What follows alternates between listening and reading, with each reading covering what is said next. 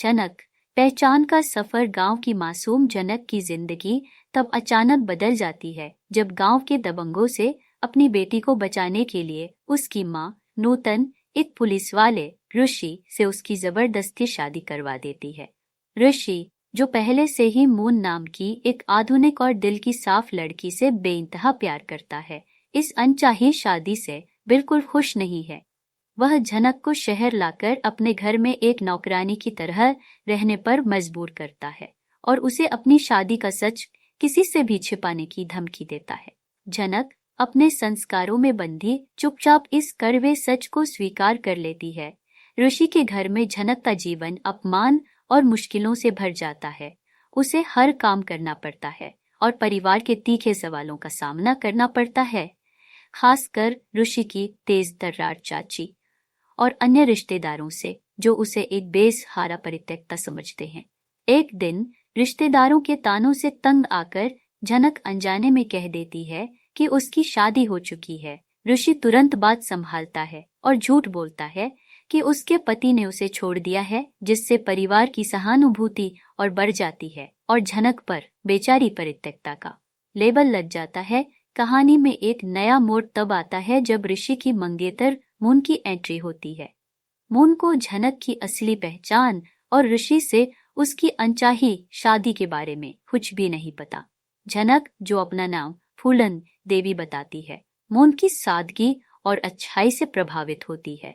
उनके बीच एक गहरी दोस्ती पनपती है, लेकिन झनक के दिल में एक टीस बनी रहती है क्योंकि उसे पता है कि वह ऋषि और मून के रिश्ते के बीच आ गई है।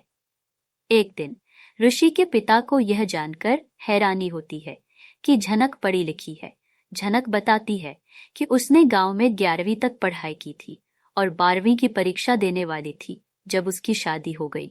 परिवार वाले उसकी पढ़ाई पूरी करवाने का फैसला करते हैं, लेकिन ऋषि इस बात से परेशान हो जाता है क्योंकि उसे डर है कि झनक के यहाँ रुकने से उसका राज खुल जाएगा और उसकी प्रेम कहानी खतरे में पड़ जाएगी। राजों का पर्दाफाश और एक बेटी की लड़ाई कहानी का सबसे बड़ा चरम तब आता है जब ऋषि और झनक की जबरन शादी का सच मून और पूरे परिवार के सामने आता है।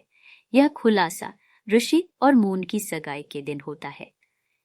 गांव से विकास नाम का एक व्यक्ति आता है और झनक को बहू कहकर संबोधित करता है, जिससे पूरा घर सन्न रह जाता है। मून का दिल टूट जाता है।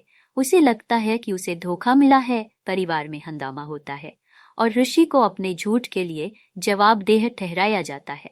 इसी बीच एक और चौंकाने वाला सच सामने आता है। ऋषि सबूतों के साथ अनिरुद्ध को बताता है कि झनक उसकी बेटी है, वही बेटी जिसे अनिरुद्ध ने सालों पहले उसकी मां नूतन को गर्भवती करके छोड़ दिया था। अनिरुद्ध इस सच से सदमे में आ जाता है। तभी पराशर, जिसे झनक अब तक अपना पिता मानती थी, आगे आता है और कबूल करता है कि उसने यह राज इसलिए छिपाया था ताकि झनक को अनिरुद्ध जैसे व्यक्ति से बचा सके और उसे एक ऐसी बॉस फैमिली में नौकरानी बनकर न रहना पड़े जहां वह खून से ही रानी है। झनक का चेहरा पत्थर सा हो जाता है। उसे समझ नहीं आता कि किस पर भरोसा करे। अर्शी और मून गुस्से में जनक पर आरोप लगाती है कि यह सब एक चाल थी। अर्शी तो यहाँ तक कह देती है कि झनक सिर्फ एक गलती है और अनिरुद्ध की असली बेटी सिर्फ मून है। तभी झनक आत्मसम्मान की आग लिए पूरे परिवार के सामने खड़ी हो जाती है। वह कहती है, मैं किसी की गलती नहीं हूँ, मैं अपनी माँ की मोहब्बत का नतीजा हूँ। आप सबने मुझे कभी सीरियस नहीं लिया, पर आज मैं बॉस हाउस के सबसे बड़े सच के साथ खड़ी हूँ। अगर यह शख्स उस दिन मेरी माँ को एक्सेप्ट कर लेता तो आज इस घर की असली मालकिन मैं होती। वह अपने पिता अनिरुद्ध को माफ न करने का प्रण लेती है, लेकिन दुनिया के सामने अपने अस्तित्व के लिए लड़ने का फैसला करती है।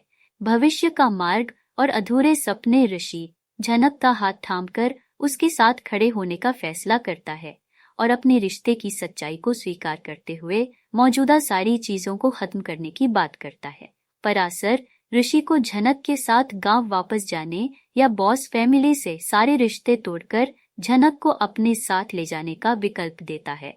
झनक हल्की सी मुस्कान के साथ कहती है कि उसे अब अपने खुद के नाम से लड़ना है और उसे किसी पराये खून के सहारे की जरूरत नहीं, बल्कि वह अपनी खुद की पहचान बनाना चाहती है। कहानी अभी भी कई अनसुलझे सवालों के साथ एक नाजुक मोड़ पर है।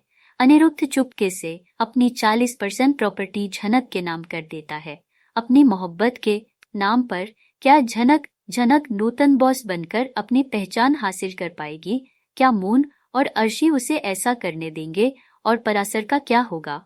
ऋषि को अंततः झनक की सादगी, त्याग और बलिदान का एहसास हो सकता है और वह उसे अपनी पत्नी के रूप में स्वीकार कर सकता है, खासकर जब उसे मून और उसके परिवार से डांट पड़ेगी।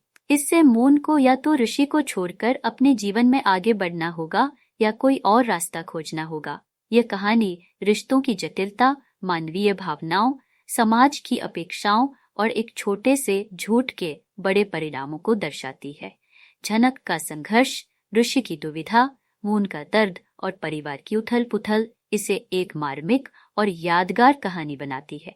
यह दर्शाती है कि कैसे एक छोटा सा झूठ बड़े राज बन जाते हैं और अंततः सभी को प्रभावित करते हैं, लेकिन अंत में सत्य ही हमेशा विजयी होता है, चाहे उसकी कीमत कितनी भी क्यों न हो। क्या झनक को अंततः उसका सम्मान, प्यार और उसकी पहचान वापस मिलेगी?